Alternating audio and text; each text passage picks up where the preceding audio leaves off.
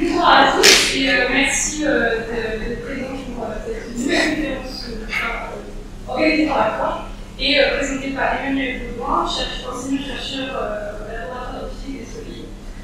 Donc l'intitulé de la conférence, c'est l'observation des phénomènes insolites sur l'atmosphère et sur la planète.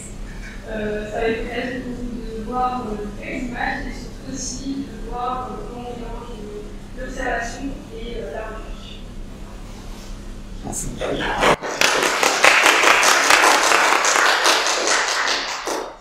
Merci beaucoup, merci de m'avoir invité. Donc effectivement, ça sera l'occasion un peu de faire connaissance parce que vous savez que j'ai aussi un truc sur le toit. Voilà, et j'ai donc plusieurs casquettes effectivement. Je suis enseignant. Je fais beaucoup de vulgarisation en fait. J'étais en train de calculer là. Tout à l'heure que je collabore au magazine Ciel et Espace pour tout ce qui est observation du ciel depuis 25 ans cette année. Voilà, ça vous rajeunit parce que ça va, c'est à peu près votre âge plus ou moins. Je fais aussi des bouquins un peu pareil sur la contemplation du ciel. Donc moi, ce que j'aime, c'est la contemplation. C'est pas tellement les équations, je suis pas très fort en équations. Donc c'est plus l'observation et l'émerveillement, et c'est de ça dont je parle essentiellement. Je suis aussi astronome amateur comme vous, et j'aime bien l'astrophoto comme vous. Et donc je vous montrerai des photos, toutes les photos qui sont là, sauf un ou deux copyrights, c'est moi qui les ai faites. Et puis, j'ai aussi une casquette de chercheur, mais chercheur un peu électron libre, qui s'est un peu reconverti dans ce qu'il avait envie de faire, c'est-à-dire tirer le maximum de ces images astro. Donc c'était pas ma mission première, mais avec l'âge, je me suis permis d'aller là où j'avais le plus envie d'aller et où je pensais pouvoir apporter le plus à la science et à la communauté scientifique. Voilà, même si c'est très modeste, comme vous allez voir. Donc pour tout ça, pour toutes ces casquettes-là, avec le département de physique et puis l'atelier de mécanique de mon laboratoire, on a mis en place un poste fixe sur le toit. Donc vous voyez les mécanos au travail, là c'est quand même un truc assez lourdingue, c'est l'ancienne monture d'Alcor en fait, qui était dans la vallée, pour ceux qui connaissent cette époque-là. Alors qu'il faut la régler un peu marchotte à l'ancienne, quoi. C'est comme une 4L, il faut ajuster des fois un petit peu le jeu qui a un peu dans tous les sens, mais ça marche.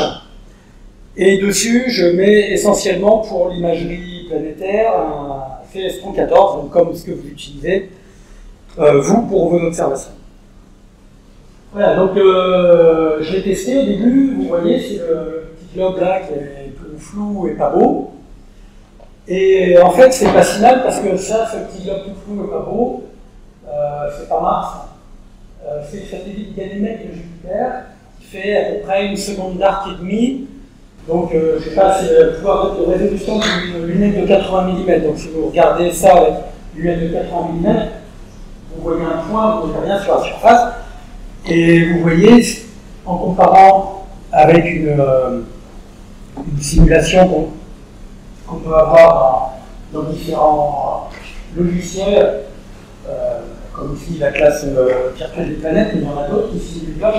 Vous voyez que les tâches, les nuances d'albédo sur Ganymède, c'est pas juste du flou, du bruit, des déformations. Vous voyez que c'est des vraies nuances d'albédo pour l'essentiel, avec des zones sombres, et puis des zones brillantes qui correspondent aux impacts. Enfin, voilà. Donc, il y a une bonne capacité de faire de la haute résolution jusque sur les satellites des planètes. Alors, les satellites des planètes, on parlait d'atmosphère planétaire, ça commence mal, mais ça commence pas si mal parce que un des premiers trucs, enfin, pas des premiers, c'est pas l'ordre chronologique un peu, j'ai pas choisi dans l'ordre chronologique, j'ai choisi dans l'ordre que j'avais envie, et j'avais envie de rendre hommage au responsable com d'Alcor qui m'a demandé de venir, Corentin. Donc ce travail, alors vous connaissez, là ça ressemble à un satellite de Jupiter, c'est pas Ganymède, c'est Io, donc c'est encore plus petit. Et c'est you imagé R comme rouge, G comme green, et puis B comme blue. J'ai fait un mélange de français et d'anglais, mais vous avez compris. Donc vous savez que le pouvoir de résolution il varie avec la longueur d'onde, et plus la longueur d'onde diminue, mieux on résout. Vous voyez dans le rouge, on a une espèce de donut sur lequel il n'y a pas grand chose à voir. Dans le vert, ça précise un peu, et puis dans le bleu, on a plus de choses, dessus. Alors, ce qui m'avait intrigué à l'époque, c'était pas les choses dessus, c'était les espèces de petites queues là qui est en haut du satellite, qui apparaît que dans le bleu. Donc si on fait une image fausse couleur, vous voyez un peu une espèce de petit plomb bleu là en haut du satellite. Et ça, ça a attisé ma curiosité parce que comme j'avais confiance dans le télescope, vous avez vu là, les nuances d'albédo qui correspondaient bien, je me suis dit que c'était peut-être pas un artefact. Et donc, on a regardé lors d'un stage d'immersion recherche, tout simplement avec Corentin et quelques-uns de ses collègues. Ils ont fait une belle recherche biblio et ils ont regardé. Et effectivement, je mets tout d'un coup la tapis, vers le pôle Ladio, il y a un volcan actif qui a un nom impossible à prononcer, Farstar, et qui crache des panaches de dioxyde de soufre assez régulièrement. Donc là, quand on a vu ça, on s'est dit que c'était peut-être un panache du volcan Dio en train de cracher. Et ça serait bien parce que ça a été vu par les sondes, ça a été vu un peu par Hubble, pas à ce moment-là, hein, au cours des observations, au cours des décennies précédentes, mais jamais depuis le sol, jamais depuis le sol terrestre. Donc ça aura été, je ne sais pas comment dire, une première. Donc Corentin, il a bien travaillé là-dessus, il a regardé ça en faisant des filtres passe haut, passe bas, passe machin et tout ça. Et puis, donc vous voyez, là, par exemple, c'est l'image qui est obtenue où on voit bien ces deux petites taches. Sauf que on voit aussi les petites taches qui ont à peu près la même taille sur la surface. Et encore la simulation, on voit une estimation réaliste et leur correspondante. Il y a des zones claires, plus ou moins correspondant au point clair sur la surface. Donc, si on est pessimiste, on dit que les taches claires à la surface sont du bruit, donc le petit panache en haut qui a la même taille, c'est aussi du bruit. Si on est optimiste, on dit que les taches claires sur le satellite, c'est plus ou moins à la position des taches claires sur la simulation, donc c'est pas du bruit. Et donc, notre truc, c'est bien le volcan, ça correspond exactement à sa position qui est en train de cracher.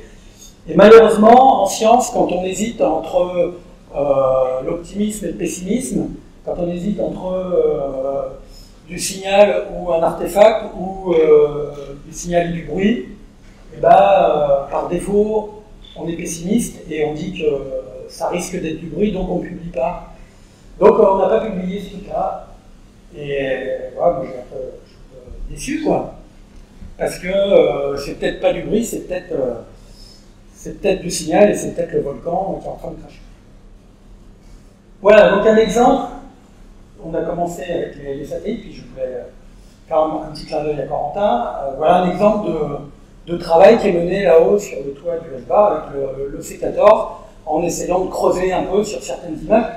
C'est pas forcément, je fais pas forcément que ça, mais quand je fais des images, vous voyez, j'essaie de creuser un peu ce qu'il peut y avoir dedans et éventuellement des petits trucs à gratouiller après d'un point de vue recherche. Voilà le premier exemple. Deuxième exemple, là c'est une vraie atmosphère planétaire qui est même très dense, pas du tout comme l'atmosphère Io, hein, je ne suis pas un milliardième de la pression atmosphérique sur Io, alors que là, les minutes, vous savez, c'est au contraire, c'est la cocotte minute, c'est 93 bars. Donc là, il y a une vraie atmosphère avec des vrais nuages. Bon, c'est pas des nuages d'eau, hein, c'est des nuages un peu avec de l'acide sulfurique, enfin du CO2, plein de trucs irrespirables dedans, mais c'est des nuages quand même. Ça, c'est une image fausse couleur.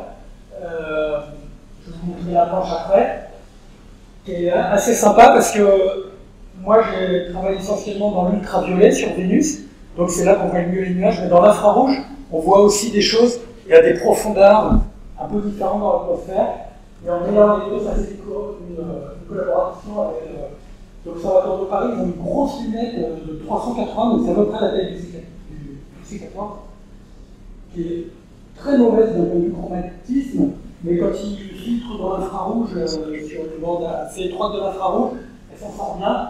Donc, on a mêlé ça avec ma bande UV qui était bien nette, et on a fait cette image. Alors ça, c'est typiquement de la belle image qui sert à rien, à peu près, mais que j'aime bien faire pour la vulgarisation, pour montrer aux gens l'atmosphère de Vénus, vous voyez, pour mettre dans les livres, pour afficher n'importe où.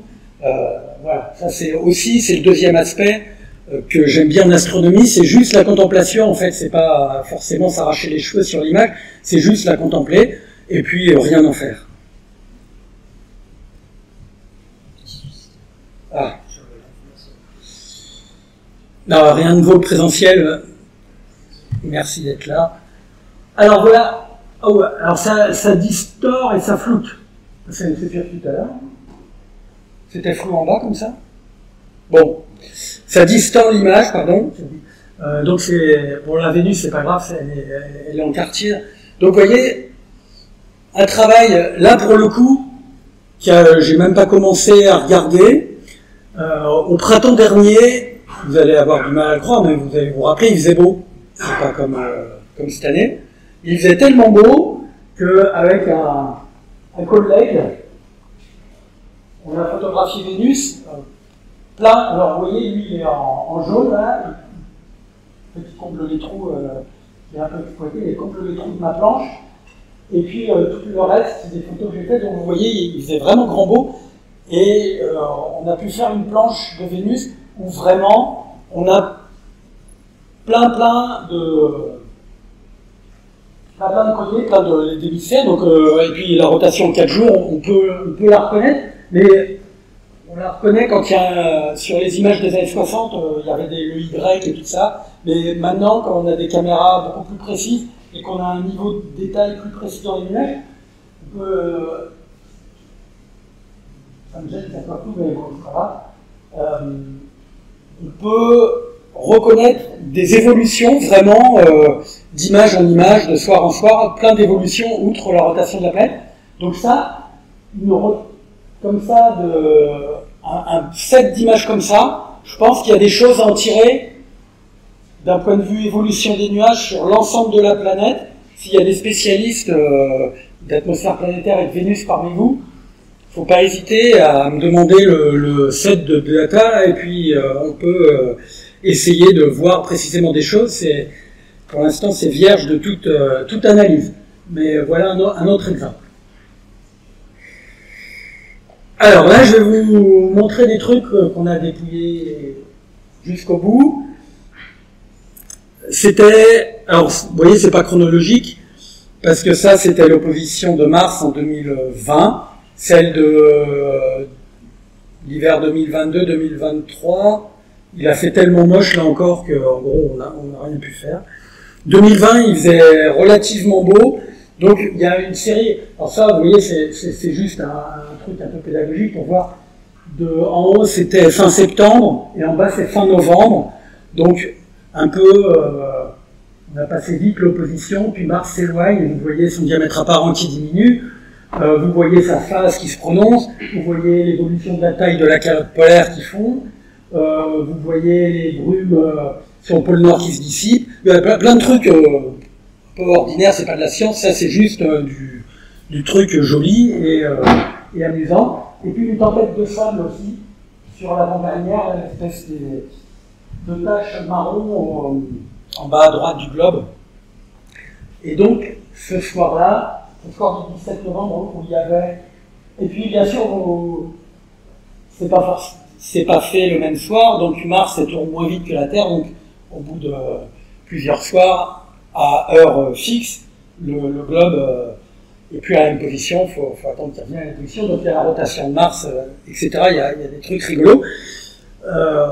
Bref, le 17 novembre, il y avait une tempête là, qui s'était développée, une tempête locale, et puis après, putain, vous voyez, elle s'était un peu disloquée, elle avait un peu terni la vision des contrastes au sol. Et donc, comme il y avait une tempête, le soir du 17 novembre, moi je photographiais beaucoup pour essayer de tirer quelque chose sur cette tempête. Et pendant ce temps, il y avait une collaboration pro-amateur qui essayait de regarder des aurores boréales sur Mars. Donc rien à voir avec la choucroute. Et ils profitaient, là, vers fin novembre, de la phase qui permettait d'aller regarder un petit peu le limbe martien, enfin le côté nuit, pas à ras-bord du limbe, puisqu'il y avait une partie de Mars dans la nuit. Vous voyez, le Terminateur, c'est comme la lune gibbeuse. Le Terminateur, il était un peu plus loin, donc il pouvait aller chercher les aurores sur le bord, là, tout ça. Voilà, donc ils étaient en train de faire ça, et puis moi j'étais en train de suivre ma tempête, et puis on a recoupé un peu, et puis ils m'ont dit, mais t'as plein d'images de ce soir-là, est-ce que tu veux pas regarder un peu dans le bleu s'il n'y a pas des aurores?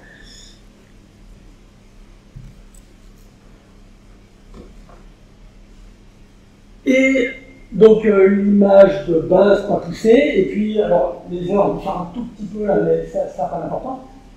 Et puis ça c'est une image dans le vert, donc pas dans le bleu, et vous voyez des arcs lumineux là, détachés du Terminateur, qui s'étendent pas mal. Et puis là, quand on tire vraiment les contrastes, qu'on sature complètement le globe martien, donc vous avez la diffraction du télescope qui fait des arcs horribles là du côté lumineux, mais ça on n'y peut rien. Donc là on voit les défauts un peu du télescope, un petit peu d'astigmatisme et tout, mais bon, c'est pas grand chose.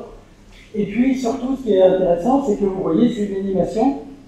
Alors je sais pas comment, mais il n'y a rien. Il n'y a rien, et puis il n'y a rien. Voilà, et puis hop, ça sort, ça apparaît. Et hop, il y en a d'autres qui apparaissent. Vous voyez, il y a plein de trucs qui apparaissent, là, très brillants. Et puis ça s'atténue, et voilà. Alors là, on était super contents. Donc on a regardé ça, on a creusé ça, on a mis en positif, en négatif, on a regardé le bleu, le vert, le rouge. Ça apparaissait sur toutes les longueurs d'onde. Donc c'était un peu bizarre pour une aurore, parce que déjà les aurores sont principalement dans l'UV et on attend des émissions dans le bleu, mais dans le vert comme ça, c'était... le chef d'équipe, la spécialiste des aurores, lui il a dit c'est des aurores, faut que ça soit des aurores, c'est trop bon, voilà. Voilà, donc on a fait des animations, vous voyez, c'est parce que je vous montrais tout à l'heure, elle est très agrandie, avec les choses qui défilent, sur quelque chose comme 3000 km. Donc vous imaginez, la taille de Mars, elle fait 6000 km de diamètre, c'est la moitié du diamètre. Donc c'était énorme. Donc toute l'équipe veut y croire, jusqu'à ce qu'on regarde un peu plus, non pas juste les choses dans la nuit, là, mais qu'on regarde un peu plus sur le disque, ce qui se passait sur le disque. Et ce qui se passait sur le disque, une fois, c'est les petits cercles, là, j'ai pas mis toutes les images, on voit des espèces, vous voyez, des petits dômes, là, des petits dômes, avec une partie plus lumineuse, là, du côté éclairé, une partie plus sombre. Je ne peux pas les noter, mais je pense que vous les voyez, ces petits monticules, là, étirés. Et donc, une partie lumineuse, une partie sombre. Pour une aurore, c'est pas terrible hein, quand même. Voilà, voilà. Il faudrait vraiment qu'il y ait une quantité de matière. Bon, ça marche pas. Donc ça marchait pas. Donc un truc qui est éclairé d'un côté par le soleil et qui fait une ombre de l'autre côté, c'est un nuage au levant qui prend le soleil de côté et puis derrière lui qui fait, on voit hein, sur la Terre des fois les nuages qui font une ombre comme ça. Sur le côté, avec le soleil qui éclaire en oblique, là c'était ça. Voilà, donc c'était des nuages. On était super déçus. Hein. On avait commencé à écrire notre truc pour Nature, puis on a arrêté. Mais on a dit, mais quand même, des nuages comme ça, c'est quand même des nuages de fou, parce que il y en a quand même sur 3000 km, c'est quand même pas tous les jours qu'on voit ça. Donc on s'est remis à creuser avec une approche un peu différente.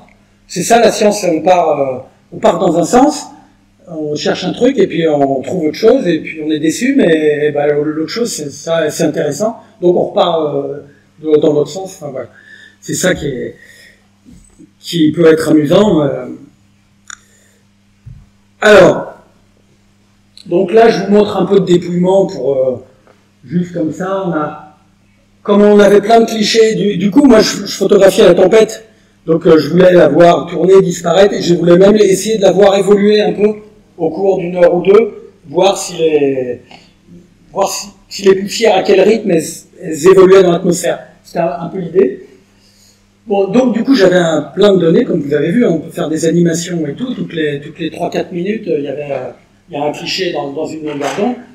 Voilà, donc du coup, on s'est penché sur l'altitude de ces choses-là. Donc à partir du moment où elles sortent de la nuit, avec un peu de géométrie, on sait exactement du coup comment est incliné le soleil, donc l'altitude de ces trucs-là, on les voit tourner, donc on suit les points, on a la résolution en temps, on a tout. Je vous passe les détails, c'est de la géométrie, hein, c'est pas très compliqué. Et donc en suivant un certain nombre de points sur tout ça, on a déduit une altitude d'à peu près 90 km. Donc c'est super haut. Enfin, évidemment, je pense que ça vous parle. Sur Terre, déjà des nuages à 90 km d'altitude, c'est au-dessus de nos nuages normaux, mais ça on en reparlera. Et sur Mars, qui est encore plus petite et moins dense, c'est encore plus étonnant, mais bon, ça peut se produire. C'est la limite de l'espace, hein, on va dire. Bon, la limite de l'espace, il n'y a pas une frontière, il n'y a pas une barrière, c'est continu. Mais en gros, on peut considérer ça, pour résumer la situation, des nuages super brillants, super étendus, qui se forment à la limite de l'espace. Donc ça, c'était assez surprenant, et sur 3000 km.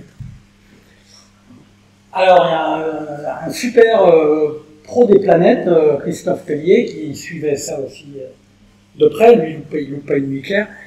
Et lui, ce qu'il a fait un truc qui nous a beaucoup aidé. Il a fait un peu de photométrie. Donc, il a photographié Mars cette nuit-là à travers tout un set de filtres, pas seulement bleu, vert, rouge, mais UV, violet, bleu, vert, rouge, infrarouge. Il a tout balayé et il a retracé comme ça l'albédo de Mars. Mais vraiment, il a fait ça super pro. Donc, il a fait la même chose sur une étoile de type spectral connu. Donc, il a pu corriger l'absorption terrestre, enfin, tout le rôle de l'atmosphère terrestre, s'il y a un rougissement, de combien, enfin, voilà, sur toute la gamme spectrale. Et donc, il a fait le profil des formations martiennes. Donc, ça remonte dans le rouge, hein, on se doute bien. Vous voyez, typiquement, les déserts, là, en 1, c'est voilà, l'oxyde de fer, ça remonte très fort dans le rouge. Vous voyez, ça part dans l'UV, je sais pas ce que, 0, à la limite 0,05, et puis en infrarouge, on est à 0,5, donc un facteur 10 d'intensité entre l'UV et l'infrarouge. Plus on va vers des trucs blancs, entre guillemets, moins la pente est pentue, vous voyez, mais la calotte polaire de Mars, vous voyez qu'en fait, elle est rouge, enfin, vous avez compris, j'exagère un peu, mais il y a une remontée dans le rouge, d'accord, elle est polluée par la poussière et tout ça, donc elle n'est pas blanche plate. Voilà. Et puis notre couche de nuages détachés, là, elle est beaucoup moins pentue que ça. Vous voyez, entre l'UV et l'infrarouge, il y a un facteur 2, grosso modo, d'intensité. Donc elle est moins rouge que tout le reste de Mars. Donc c'est bien parce que ça, c'est pas des poussières, par exemple. Ça serait des poussières, elle n'aurait pas ce profil spectral-là. Donc les poussières, on élimine. Mais ça remonte dans le rouge, donc encore une fois, l'aurore boréale qui remonte dans le rouge.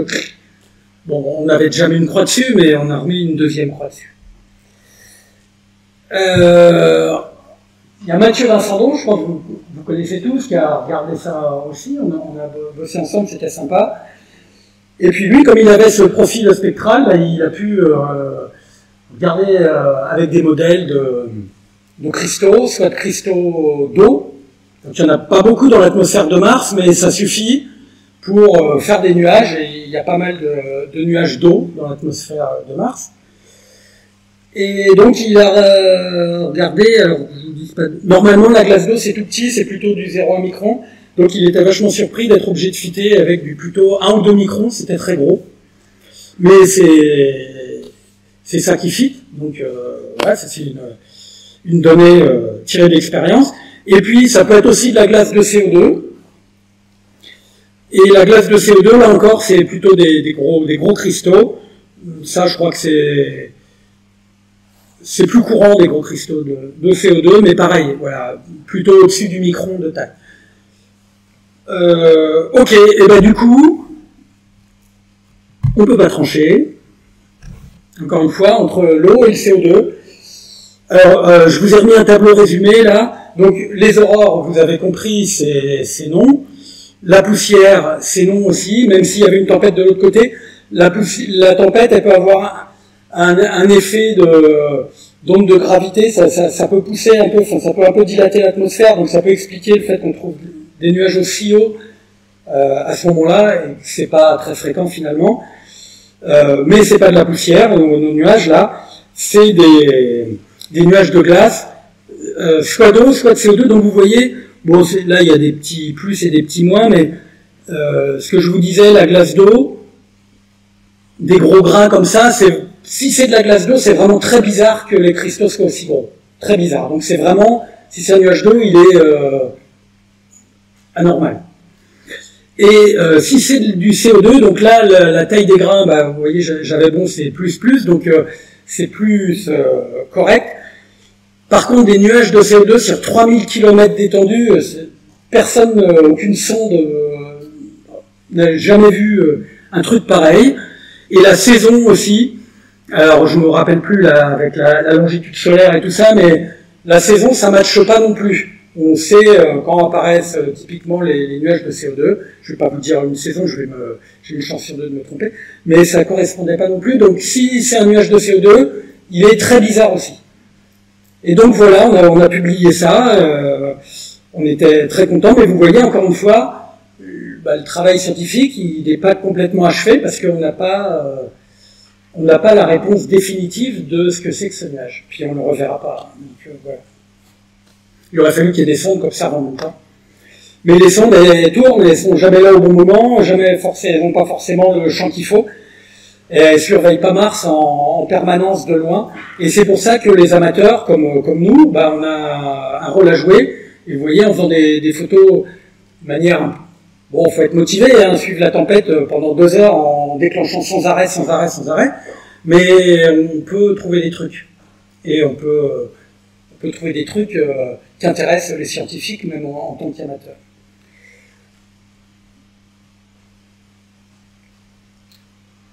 Voilà. Ça, c'était les 2-3 trucs que je voulais vous présenter sur mes recherches, entre guillemets, dans les atmosphères planétaires. Donc vous avez vu le panache de Io qui reste en suspens, les nuages de Vénus, c'est un travail qui est complètement à dépouiller, le nuage atypique de Mars, là, qui a été quand même bien travaillé, vous voyez, c'est été publié, mais on n'est pas allé complètement jusqu'au bout, etc. Alors, je vous ai pas tout mis, je ne veux pas non plus vous faire un truc exhaustif, rébarbatif.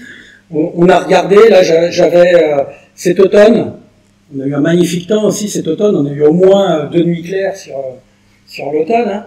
Et j'avais des images de Saturne. Saturne, les anneaux sont en train de se refermer, donc on commence à revoir l'hémisphère sud qui reprend le soleil, et à l'automne j'avais vu deux taches dans cet hémisphère qui reprenait le soleil, donc 2 tempêtes vraiment très très grandes. Donc on a regardé ça encore avec des immersions recherche. Alors, là, en début d'année, ils ont fait un beau travail aussi, ils ont fait une grosse recherche biblio. Et là encore, des tempêtes de cette taille-là. Alors, vous avez, si vous connaissez Saturne, je ne montre pas d'image, c'est dommage, mais je vais passer vite. Si vous connaissez Saturne, des fois il y a des tempêtes globales dans l'hémisphère nord, c'est assez connu. Tous les, je sais pas combien, c'est un peu cyclique. La dernière fois c'était en 2011, si je dis pas de bêtises, je me trompe peut-être d'un an. Il y a un espèce de truc qui se développe et qui fait tout le tour dans l'hémisphère nord de Saturne. Mais l'hémisphère sud est beaucoup plus calme. Et là, il y avait deux grosses taches, pareil des milliers de kilomètres.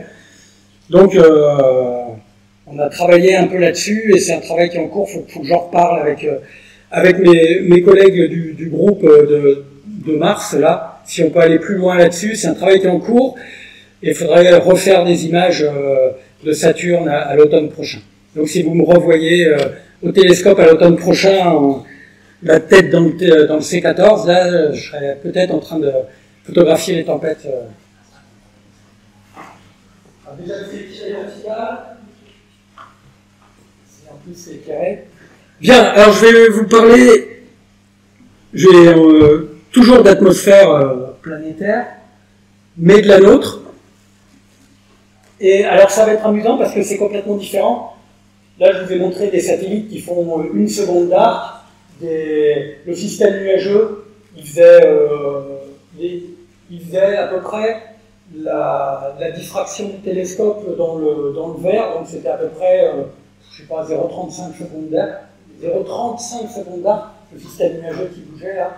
Donc on cherche vraiment des trucs tout petits. Il ne faut pas qu'il y ait de turbulences atmosphériques. La plupart des nuits, c'est flou, on ne peut pas les utiliser. Sur le toit du H-bar, c'est quand même meilleur qu'au sol, cela dit. Mais voilà, c'est quelques nuits par an, des trucs pointus, minuscules, à la limite de résolution du télescope, tellement à la limite de résolution que le nuage de Io, le volcan d'Io, on aurait eu un peu plus de résolution, on aurait peut-être pu conclure. Voilà, là je vais vous parler de notre atmosphère. Alors notre atmosphère, on peut la photographier avec non pas un champ de quelques dizaines de secondes d'arc, mais on peut la photographier avec un champ de 180 degrés si on veut. Donc c'est plus le C14 qu'il faut pour photographier l'atmosphère terrestre, je sais plus ce que j'utilise, c'est le montage qui est à droite là, donc c'est une vieille photo là, mais typiquement c'est ça, un appareil photo sur un trépied avec un objectif grand angle. Et voilà. Donc il y a plein de nuages dans notre atmosphère. Bon, je ne vais pas enfoncer le clou, mais on le sait. Je suis lourd auprès d'astronomes comme vous. Alors, il y a des nuages qui sont un peu moins gênants. On peut même faire de la photo planétaire quand il y en a. C'est les nuages qui sont en limite de notre première couche là, respirable, la troposphère. C'est les cirrus. Donc c'est joli quand le soleil se couche, vous reconnaissez l'endroit. Ça fait des... Bon, il y a peut-être de la science à faire là-dedans, mais là je sais pas. Donc 10 km d'altitude, c'est limite de la basse atmosphère. Et puis après, il y a la stratosphère, la mésosphère, enfin on monte, et puis après on va arriver à l'espace, enfin ce qu'on appelle la limite. Vers 80 km d'altitude, il faut que je parte dans le bon sens, comme les nuages martiens, comme les cristaux de glace tout à l'heure, vers 80 km d'altitude, c'est marrant parce qu'il y a aussi des nuages terrestres, qui sont rares aussi, qui sont les nuages noctulescents, noctiluques, vous avez peut-être déjà entendu parler de ça. Ils se forment essentiellement ils se forment vers les pôles. Et c'est rare d'en voir depuis nos latitudes, mais ça peut arriver. Et ça, je crois que c'était au solstice d'été 2021, probablement le 21 juin 2021. Je sortais de chez des amis, on avait fait un bon repas, et je lève le ciel vers le nord, je lève les yeux vers le ciel vers le nord, et là, il y avait des trucs comme ça partout, donc des nuages noctiluques, et donc c'était invraisemblable. Donc comme le repas avait été un peu arrosé, je suis allé chercher mon appareil photo, je suis monté sur le plateau, j'ai commencé à déclencher, j'avais pas la carte SD dans l'appareil. Ça c'est le truc qui tue les astrophotographes à l'appareil numérique, c'est de pas avoir la carte mémoire dans l'appareil. Alors là, bon, j'étais pas loin, je suis retourné chercher ma carte mémoire, je suis revenu sur le plateau, machin. Et puis, donc, j'aurais pu vous montrer un time-lapse, mais bon, voilà. Et puis, du coup, vous voyez ces nuages un peu à la limite de l'espace, mine de rien, qui apparaissent de temps en temps vers le solstice. Donc, ils reflètent la lumière du soleil, ces nuages, mais ce qui est très rigolo, c'est qu'ils la reflètent par en dessous. Ils font miroir. Donc, le soleil, là, il est sous l'horizon. Les nuages, ils sont très loin au nord, très haut dans l'atmosphère, et paf, ils renvoient, comme c'est des cristaux de glace, ils renvoient. Donc, si on fait un spectre de ça, comme on pourrait demander à Mathieu Vincendon de nous trouver la taille des cristaux de glace, de ces trucs-là, je pense qu'il pourrait nous le faire. Voilà. Bon, ça c'est. Je sais qu'il y a des recherches là-dessus parce que c'est des nuages qui sont pas très bien compris. On n'en voyait jamais avant, on en voit plein maintenant. C'est assez bizarre.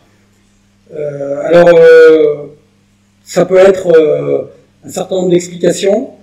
Il faut des points de nucléation pour qu'un cristal se développe.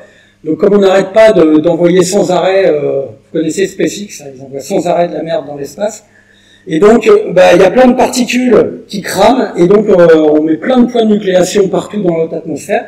Donc c'est possible que ça devienne un phénomène hyper courant, alors que c'était un phénomène complètement presque inobservable avant. L'autre éventualité, c'est un peu des hypothèses que je fais là, comme ça. C'est une autre hypothèse très réjouissante aussi, c'est le réchauffement climatique. En fait, la basse atmosphère, elle se dilate avec l'élévation de température, mais la haute atmosphère, la mésosphère et tout, elle se refroidit, et donc elle se contracte, donc ça peut se densifier un peu, et donc on peut avoir peut-être plus facilement des cristaux qui condensent avec une pression un peu plus forte. Voilà. Ça, je dis des choses avec des pincettes, mais c'est pas débile non plus, c'est pas à exclure totalement. Ok, donc ça c'est joli, vous voyez, c'est des belles images qui sont marrantes, et puis on n'en a pas souvent des nuages comme ça, donc faut regarder là quand vous serez vers le solstice d'été. Là il n'y a pas besoin de télescope, il y a juste besoin de regarder vers le nord, bien après le coucher du soleil. La nuit, on ne voit pas trop sur le cliché, hein, mais il y a des étoiles un peu dans le ciel, hein, c'est vers minuit, quelque chose comme ça, vers le solstice d'été, donc le ciel n'est pas noir, mais on voit clairement que ce n'est pas les cirrus habituels, hein, il fait beaucoup plus sombre, et ils sont très brillants, comme ça, un peu nacrés, très brillants. Ok, donc là on est monté en altitude, et puis encore plus haut, il y a un truc qu'on connaît, c'est encore plus haut dans la thermosphère, c'est les aurores boréales, sauf que c'est encore pire que les noctiluques, on n'est pas du tout à la bonne latitude en France pour voir des aurores boréales d'une manière générale, mais vous avez ouï dire qu'on en voit de temps en temps en période de maximum solaire, au moins une fois ou deux fois par maximum solaire, il y a des gens qui disent il y a eu quelques aurores en France. Donc là, c'est le timing, ça ponctue. Voilà, donc moi je me suis dit que c'était marrant à essayer de regarder. Alors faut pas y aller au pif parce que sinon on passe toutes les nuits dehors pour rien, puis on se prend la pluie éventuellement. Faut surveiller avec les applis, il y a des applis d'alerte, il y en a plein. Et puis donc ça, je vous parle de quelque chose qui était pas très vieux, là, qui a 6 mois à peu près. La nuit du 24 au 25 septembre. Voilà. Alors, c'était un week-end, et alors les applis, il y a des satellites qui surveillent le soleil, ils voient les éjections de masse coronale, ils calculent un peu leur vitesse au départ du soleil, et puis après, on est aveugle jusqu'à ce qu'elles arrivent sur Terre, au niveau d'un satellite qui s'appelle Discover. Donc, entre l'éjection par le soleil et Discover, il se passe plusieurs jours, et on ne sait pas trop ce qui se passe, on ne sait pas trop à quelle vitesse ça va, donc il y a des prévisions, c'est un peu comme les prévisions météo terrestres, on se trompe une fois sur deux. Donc, et puis quand Discover chope l'arrivée de la matière, là, des protons et tout ça, lui, il est au point de Lagrange, donc il n'y a plus qu'une heure avant que ça arrive sur Terre, donc catastrophe. Voilà. Donc ça, c'est la petite aventure. L'impact était prévu dans la nuit de samedi à dimanche. Et moi, j'avais fait un peu défiltrer mon boîtier, je m'étais équipé avec un grand angle, enfin j'étais chaud. Et donc, et puis la nuit de samedi à dimanche, j'ai dit allez, nuit blanche, j'y vais, je prends l'autoroute, je fais 1h30 de voiture, je m'installe, j'attends. Rien du tout, pas d'impact, donc discover et voir rien venir. Voilà, je crois qu'à 4h du matin, je rentre, je pouvais pas dormir parce que c'était le dimanche, donc ma fille, elle voulait, il fallait sortir, il fallait se promener, il fallait machin. Dimanche soir, ouf, je peux me coucher. Après la nuit presque blanche, je commence à m'endormir dans le canapé. À 10h30, je vous raconte ma vie, mais ça donne du vivant à tout ça. 10h30, alors que je piquais du nez, que j'avais rangé mon matos, que le réservoir de la voiture était à sec et tout ça, le téléphone qui me fait un coup de calgon, là. Et là, je vois une arrivée de trucs là sur l'alerte d'aurore avec je sais pas combien de particules au centimètre cube, enfin 50 fois plus que d'habitude. Et donc là, je me dis, bah dans 1 heure, ça tape la terre. Qu'est-ce que je fais? J'étais en train de m'endormir.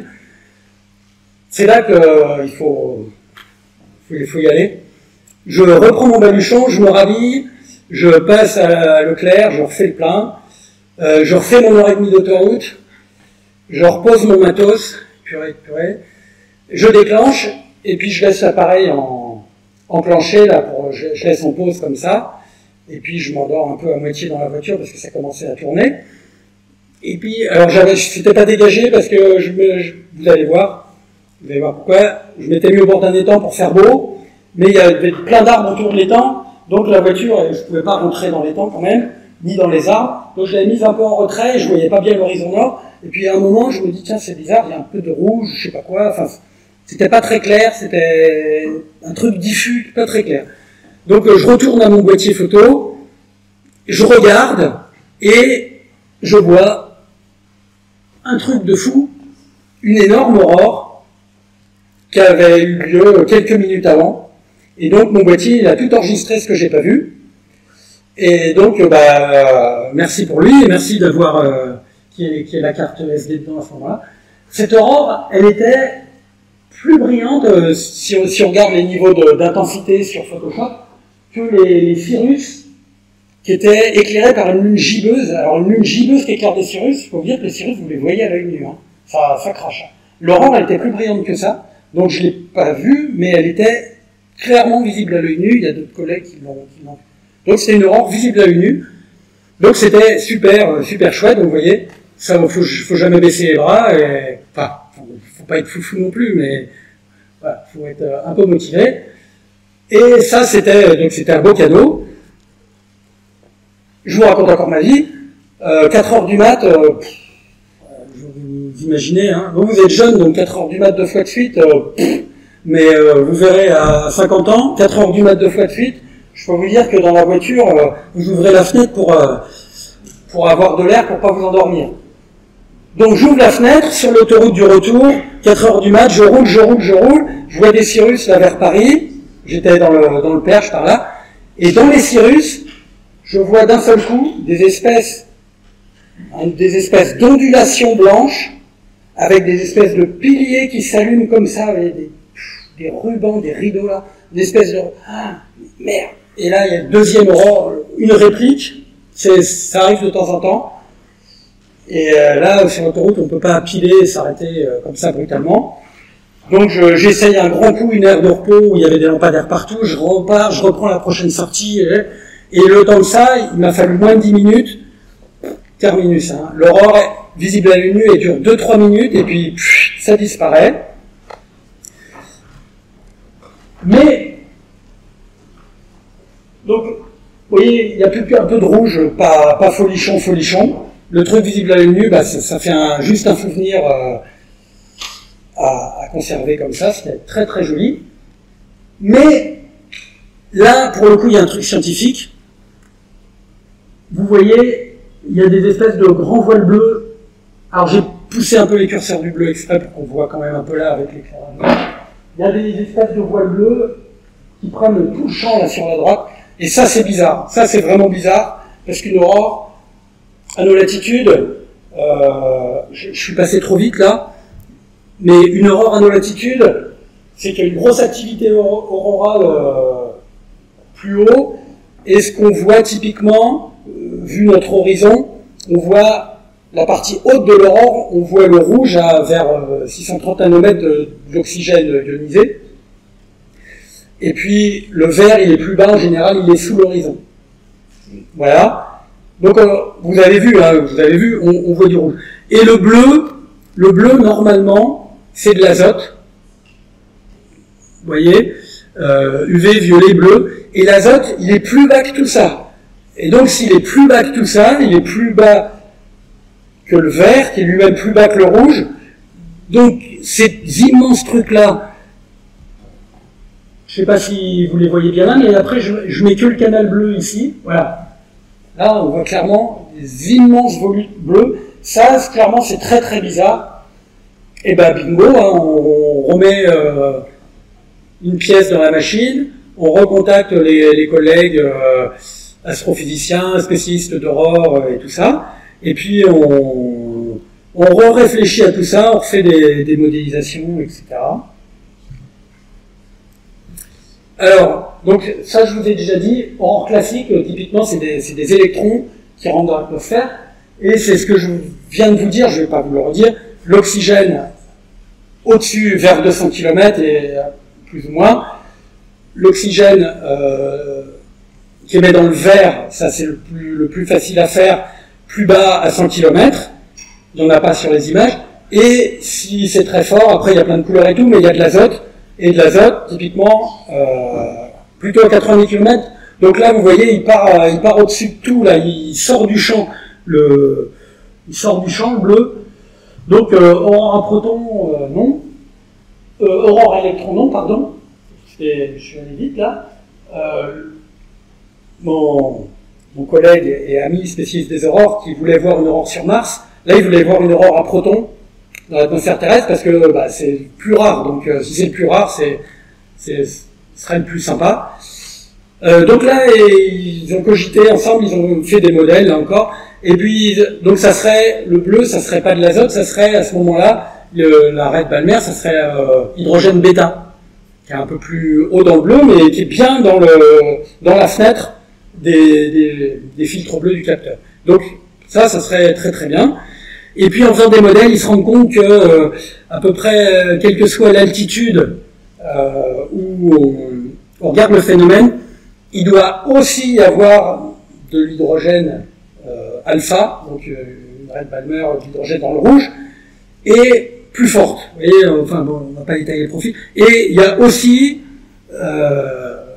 l'oxygène dans le rouge, donc il y a plein de rouges qui doivent être plus intenses que le bleu. Et clairement, le rouge, il est en dessous, et au niveau du bleu, c'est propre, il n'y a pas de rouge aussi.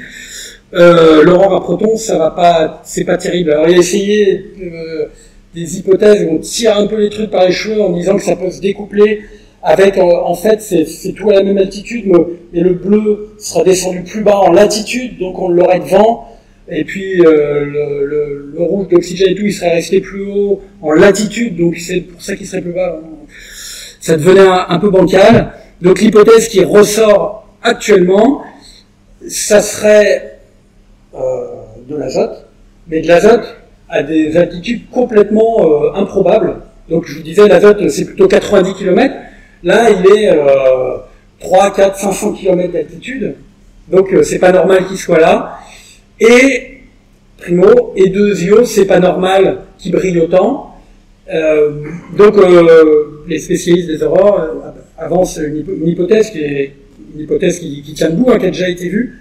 Pas à nos latitudes de France, c'est la première fois, mais en fait, 4 heures du matin, fin septembre, à l'équinoxe, là, on n'était pas loin de la fin de la nuit astronomique, donc à 400 km, il y avait le soleil qui commençait déjà à éclairer les hautes couches de l'atmosphère, et donc ça serait des photons solaires qui excitent des molécules d'azote, de diazote. Voilà, mais de l'azote à cette altitude-là, c'est pas normal du tout non plus. Donc il y a aussi des mécanismes de remontée d'azote qui sont un peu à comprendre là encore.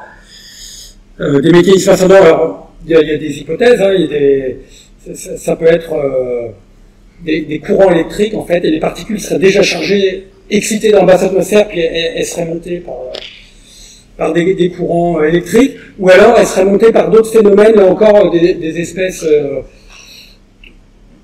comme l'atmosphère qui se dilate à cause de l'aurore, et puis du coup les atomes d'azote qui arriveraient neutres dans la haute atmosphère et qui seraient ionisés à ce moment-là par les photons solaires. Là encore, donc on est en train de publier ce truc-là, et comme pour le nuage martien, on publie en disant a priori c'est de l'azote, c'est de la diffusion résonante, mais comment c'est ionisé, comment c'est monté, tout ça, on ne sait pas très bien. Donc vous voyez, encore une fois, c'est assez rigolo. Voilà, je vais finir par des trucs pas du tout scientifiques, parce que c'est sympa aussi. Donc, des aurores, là depuis que je les regarde, là depuis l'équinoxe d'automne à peu près, il y en a eu 6 en France, donc c'est pas négligeable, hein. En gros en 6 mois il y en a eu 6 en France. Je vous les montre pas toutes, déjà parce que il y en a une que j'ai pas vue, et puis que je peux pas faire un carré bien avec 5 photos. En gros c'est les plus sympas. Il y en a eu fin septembre, il y en a eu début novembre, il y en a eu début décembre, et il y en a eu début mars. Voilà. Fin septembre, 2 fois visible à l'œil nu, là dans la nuit du 24 au 25, 2 visibles à l'œil nu, et celle de début octobre, c'était hyper couvert en début de nuit, mais ceux qui avaient un ciel clair en début de nuit, il y en a eu une partie visible à l'œil nu en début de nuit, donc 3 visibles à l'œil nu, donc c'est pas mal, hein. Et là on va vers le maximum solaire, donc a priori, bon là on va aussi vers le solstice, donc on va avoir une période de 2-3 mois qui va pas être idéale pour faire ça, mais il y en a, et notamment qui sont photographiables. Voilà. Alors après, on peut parler astrophoto, c'est pas le but ici, mais faut être quand même assez sensible dans le rouge pour arriver à bien les capturer. Et pour finir, justement, avec juste des trucs pour rêver un peu, juste esthétique et pas de science, parce que c'est ce que j'aime aussi par-dessus tout. Alors, ça c'est l'aurore là que je vous ai montré de la première partie de nuit en taille 9, donc vous allez voir, alors ça crame un peu. Vous voyez, ça va très vite. Bon, ça va pas forcément très bien, mais vous voyez le mouvement des cirrus. Et l'aurore, vous voyez, le temps qu'elle soit... Elle est apparue d'un coup. Après, ça a fluorescé un petit bout de temps, mais pas longtemps. Les cirrus, vous voyez, ils diffusent un peu les étoiles de la casserole, là. Ils passent. Voilà. Et puis, il fallait attendre 4 heures du matin, et 4 heures du matin, il y en avait une deuxième, mais bon. Ok, je vais pas la remettre.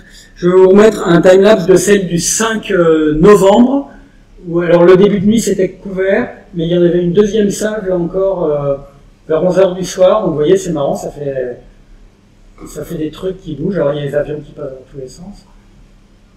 Mais vous voyez c'est très dynamique. C'est pas les... Il y a sûrement parmi vous qui savent voir des aurores en Laponie, en Islande, ou je sais pas quoi, c'est pas la même chose, mais n'empêche que c'est quand même plutôt sympa. Et puis, comme je vous ai montré, on peut, avec une photo faite comme ça, avec un objectif grand angle, sur un bord d'autoroute, on peut faire une publi, en fait. Donc, pas à chaque fois, il faut avoir un peu de chance.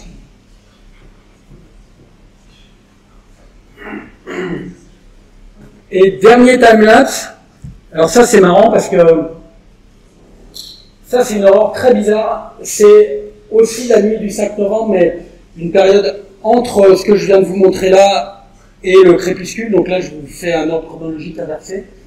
J'ai vu un truc à l'œil nu, c'est une espèce de truc qui serpente, là, vous voyez le truc blanc qui serpente. et ça a l'air un peu corrélé avec les mouvements du gros truc rouge au-dessus, qu'on ne voyait pas du tout à l'œil nu, beaucoup trop... le rouge, l'œil, vous savez, hein, il est très mauvais la nuit pour capter le rouge. Mais c'était énorme, hein, vous voyez, ça monte jusqu'au niveau, si vous repérez les constellations, entre les deux arbres en haut, il y a la petite tourse avec l'étoile polaire qui est sous point d'interrogation, et puis le petit carré, enfin la forme de la petite ours qui part vers la gauche, là, vers l'arbre de gauche. Donc ça montait à 45 degrés de hauteur facile, hein, ce truc-là, et vous voyez un peu l'amplitude de... Alors ça, c'est pas vraiment une aurore au sens que l'entendent les spécialistes. Ils appellent ça un SAR. En fait, c'est après un impact de particules avec l'atmosphère terrestre. L'atmosphère terrestre, elle est échauffée, puis il y a une espèce de courant, enfin, ça chauffe là-dedans, et ça émet de la lumière. Voilà. Donc c'est beaucoup plus diffus. Vous voyez le truc rouge, il n'y a pas de pilier, c'est stable, ça s'appelle stable arc, un truc comme ça. Et donc ça fait un grand truc, c'est l'atmosphère qui rayonne en quelque sorte, mais dans le visible. Et là, vous voyez, sur le timelapse, on voit quand même le mouvement de ce truc-là. Et le truc en dessous, que je voyais à l'œil nu, c'est pas non plus une aurore au sens propre du terme, parce que c'est pas des particules qui épaissent l'atmosphère. Là encore, c'est l'atmosphère qui brille, qui rayonne. Alors ça s'appelle Steve. Strong emission, strong thermal emission, je sais plus quoi, velocity, excitation, enfin un truc compliqué, mais pas bien connu, pas très fugace en fait. C'est un truc qu'on voit rarement. Quelle que soit la latitude, pour le coup, Steve, il se cache vraiment. Et il n'y a pas de corrélation claire. J'ai vu que là, il y a une publique qui est sortie 2023 qui discute la corrélation entre le grand rouge, là, le SAR, là, et le petit blanc, là, le Steve. Là. Et sur cette animation, c'est pour ça que je dis prochain sujet de recherche, parce que il y a sûrement des trucs à creuser là-dedans. On voit quand même des espèces de choses qui bougent ensemble. Donc, il y a peut-être une corrélation là qui est peut-être assez claire pour le coup entre les deux phénomènes. Donc ça, moi après, je fixe ça à mon collègue Jean-Louis Nastin, là, qui est spécialiste mondial des aurores, et puis il s'en débrouille. Hein. Ouais. Voilà, ben, j'ai fini de vous raconter ma vie.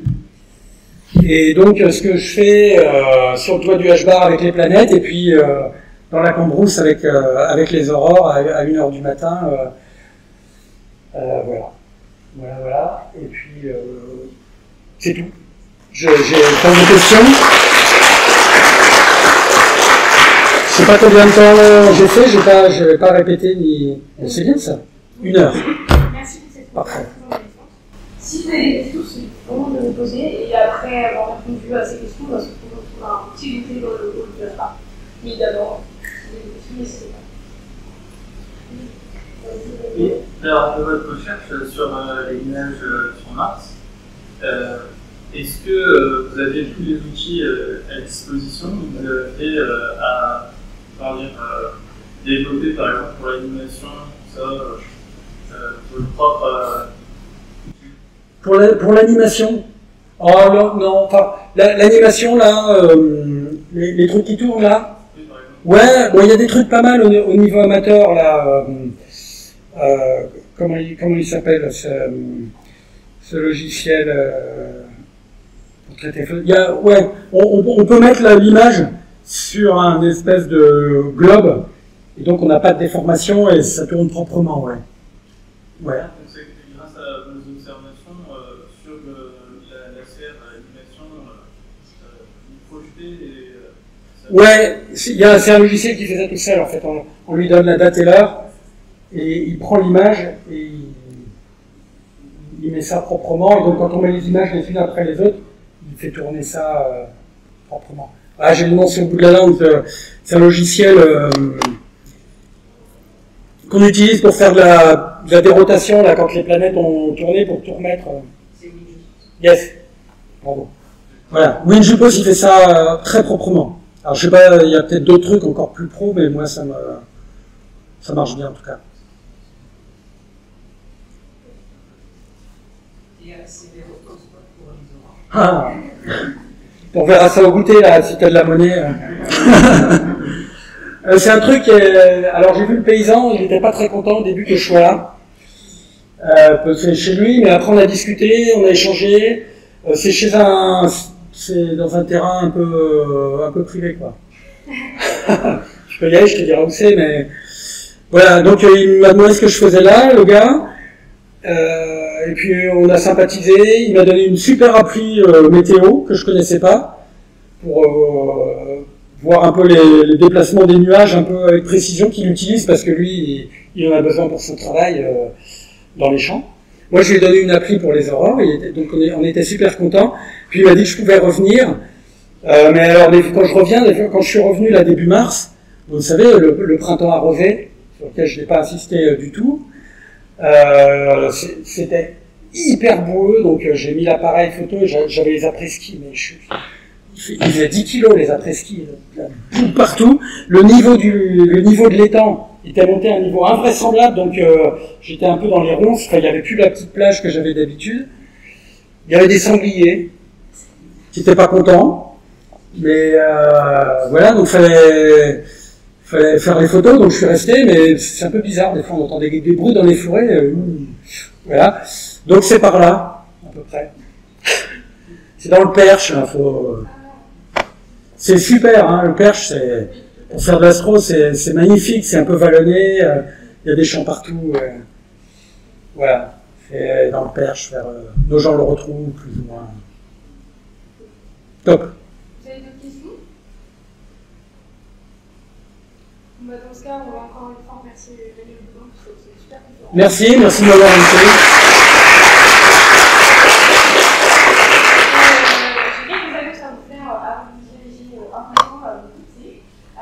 Pour ceux qui sont sur notre Discord, vous avez remarqué qu'on était en train de teaser un petit projet. Le projet se dévoile aujourd'hui, mais on fait développer des photos. Et vous allez pouvoir les acheter, vous allez pouvoir en acheter si vous le souhaitez. Elles sont juste ici, donc si vous êtes intéressés, n'hésitez pas à venir vers moi, ou ceux qui sont, enfin les membres du bureau qui sont près qui sont ici, ils sont les membres du bureau, donc si vous hésitez, ils sont ici. Et donc, ce sont des photos, elles sont vendues au prix de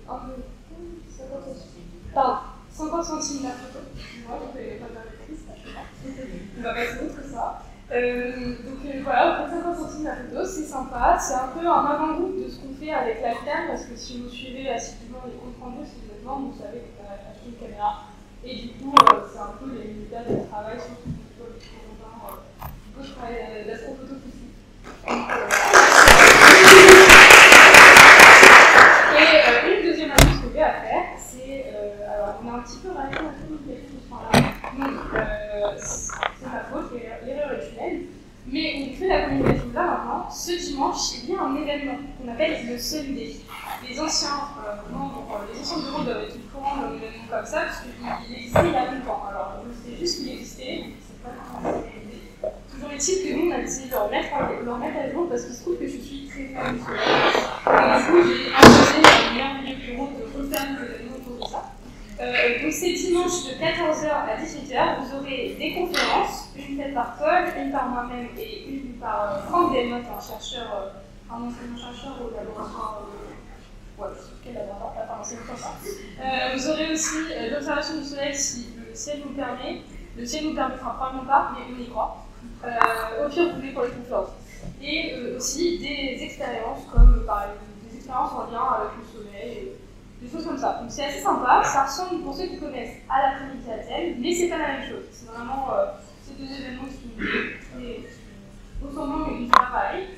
Et voilà, il y aura évidemment un goûter, c'est ouvert au petit public comme aux petits comme aux grands. Si vous avez des enfants qui peuvent être intéressés par ça, n'hésitez pas à le faire avec eux. Il y aura un goûter à la fin évidemment et des déjeunes et pour les plus assidus, parce qu'il y aura évidemment un petit quiz auquel il faudra répondre il faudra avoir une bonne réponse, quoi, sinon vous n'aurez pas fait. Bref. En tout cas, il y a un événement sur le soleil dimanche 5 mai de 14h à 18h et on espère vous voir. Voilà, merci à vous.